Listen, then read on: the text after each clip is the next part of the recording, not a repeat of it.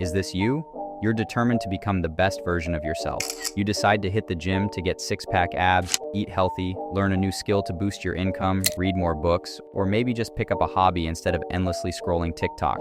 For the first few days, you're super motivated and consistent, but after a week or two, that motivation starts to fade. But it sometimes seems that to achieve your goals, you have to become a different person. Someone who is consistent, puts in more effort, has discipline and willpower. Maybe you have tried your hardest to be like that, and it worked for a while, until you find yourself slipping back into your old ways. In the end, you always seem to fail. And with every failed attempt, you become more and more frustrated and disappointed in yourself. If you believe success and hustle internet, it is all your own fault. If you don't succeed, you just didn't want it enough, and the failure is all you. But change is actually hard. Starting is always easy, especially in the first few days or 2 weeks. The hard part is continuing every single day. Today, I want to introduce a very famous book to you, Atomic Habits by James Clear. Not only me, but many others also love this book. Just type Atomic Habits into YouTube, and you'll see many famous YouTubers talking about it.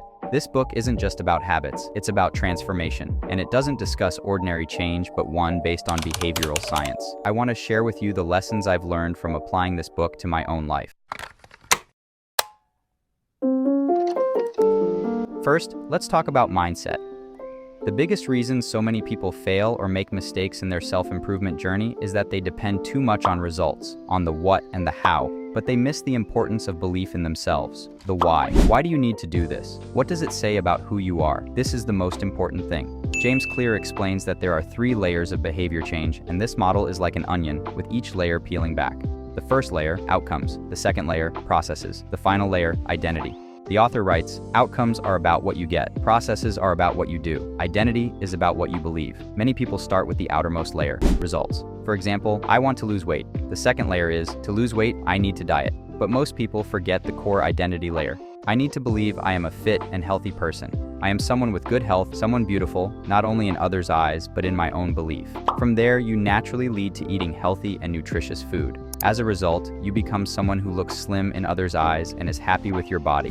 If you don't believe in yourself, you are that person. Any changes you make will only be temporary. They'll last for a day or two or serve someone else's goals, but won't come from a change within yourself. The ultimate form of intrinsic motivation is when a habit becomes part of your identity. The goal is not to read a book. The goal is to become a reader. The goal is not to run a marathon. The goal is to become a runner. The goal is not to learn an instrument. The goal is to become a musician. The book introduces a formula. If every day in good habits you can improve 1% better, then after a year, you can improve 37 times. On the contrary, with bad habits, if every day you do 1% worse, then after 1 year, you will be 0.03 times worse. The downward direction may not be as fast as the upward direction, but it will progress and be deeper. This is an interesting concept because bad habits decline more slowly, making it harder to see their negative impact compared to the visible progress of positive changes. For example, smoking might not show its effects in a week or a month. It could take a year before you feel more tired, and only after 10 or 20 years will the severe consequences appear, like lung cancer. This is one of the things I love most about this book. Many people have reviewed Atomic Habits, but few highlight this unique aspect. In the journey of self-improvement, we often idealize the process, thinking growth is a straight upward line because we expect immediate results. But in reality, developing good habits follows a curve. Initially, the curve dips down. At this stage, when there's little visible progress, people often get discouraged and doubt whether their efforts are worth it. They begin to hate what they're doing and give up halfway. However, this is when you need to believe that if you can persist to a certain point, results will definitely come. Just like the philosophical principle of quantity turning into quality, small, consistent changes will eventually lead to significant transformation. Always remember, no matter how small the change, it's better than no change at all. We need to understand how a habit works before we take action. Without this understanding, you'll always find yourself stuck in unfinished attempts. So what exactly are the 4 steps? They are cue, craving, response, and reward.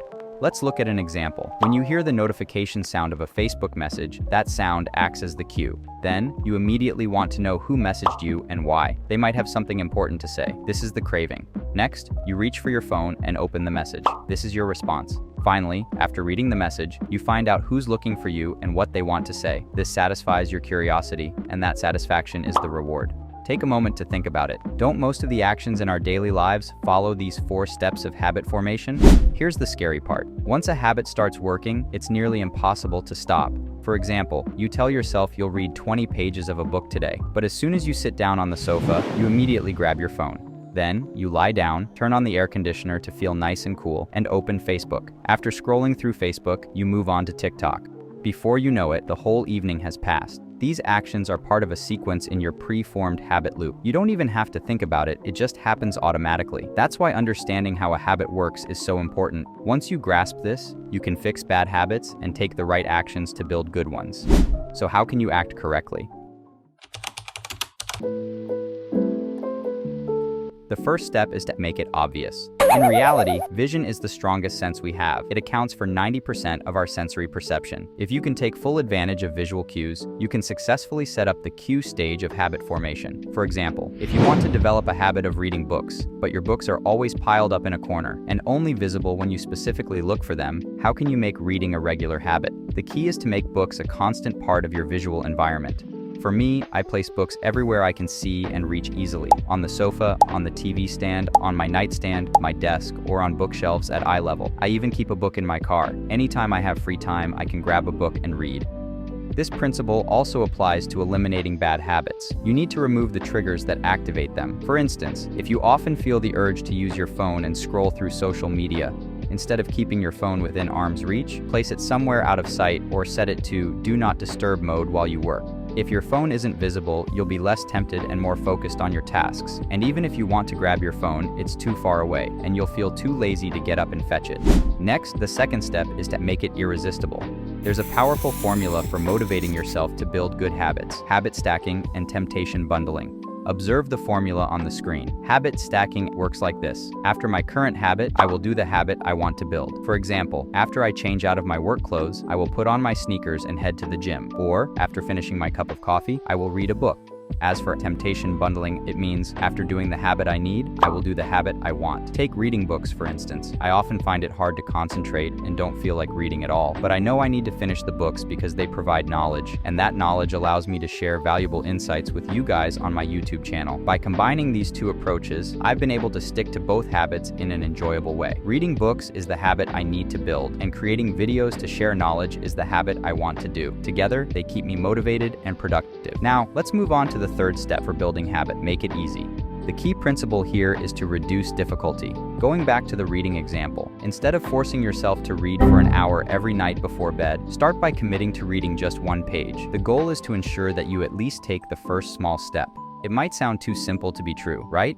Yes, it's simple, but not easy. Starting is the easy part, especially in the first week or two, but continuing every day is where it gets tough. It can take from 15 to 250 days for a new habit to become automatic. You won't know exactly how long it'll take for you, but it will get easier if you stick with it.